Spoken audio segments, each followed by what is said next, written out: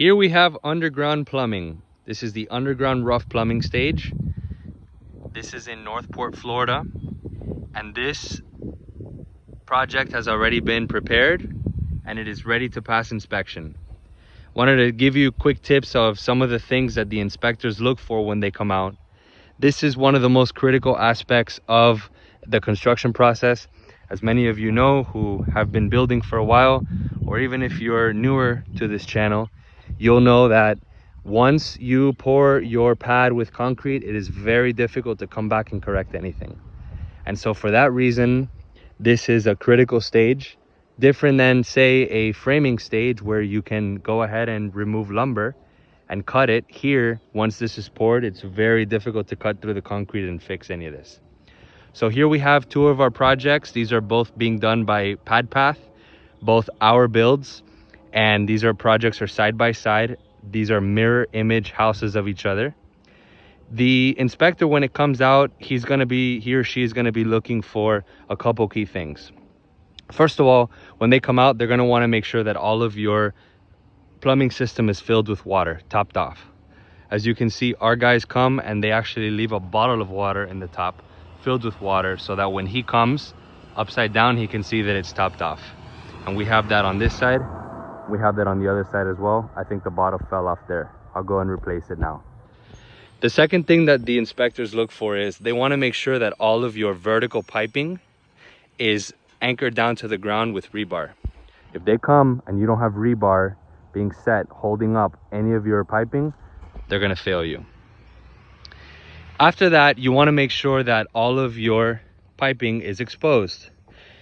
We've had a situation where I have prematurely called the crew that is going to go ahead and do my slab prep work for the concrete, and as you know, they come and they start backfilling all of this piping. If the plumbing inspector comes out and sees any of this piping covered with dirt, they're going to fail you. So you want to make sure that you have it exposed. I typically like to come the day that the inspector's here, the day before, when they're making sure that there's water in the system. I'll actually come out with a shovel and I will meticulously make sure that the piping is exposed. So as you can see, we have that in this case. Another thing they want to do is they want to make sure that all of your piping is secured with these covers. This is to ensure that once the piping is into the concrete, that it is covered and that it is protected. So that is a critical piece. If they don't see that, they'll fail you as well. And I think the last thing here, and probably the most important part, is I always come out with a level to make sure that we have the appropriate pitch in between piping. So typically for piping in this area, you want to have 1/8 of an inch for every foot for the 2-inch piping. And in this case, what I do is essentially I come out, I put my level right on top of the piping, and I make sure that we have negative slope here coming over this way. And that's critical because, as you can imagine, this is a shower drain. When the shower water collects the water here, you want to make sure that it drains out into the main of the house, which comes out through here. And the same thing can be said about your vanity sinks here. These vanity sinks have to have a slope going this way, basically, so that when you put water inside of the sink, the water goes out and into the main. So that is one of the key pieces. Some inspectors get a little bit more technical, and there's actually a code in the building code that requires you, whenever you have a recessed shower, they've called me out on this before. Whenever you have a recessed shower, the recessed shower is going to be, obviously the dirt is going to be lower in this area. Let's say that you have a recessed shower here and you're using a 2x4 to frame it. Your dirt in this area, the recess, is going to be 3.5 inches, right? Because that's the thickness of the 2x4. It's going to be 3.5 inches lower than the dirt outside of the recessed shower. And so what the inspectors want to make sure is that you have 7 inches of dirt coverage anywhere that you have pretty much piping anywhere, but especially in your recessed shower.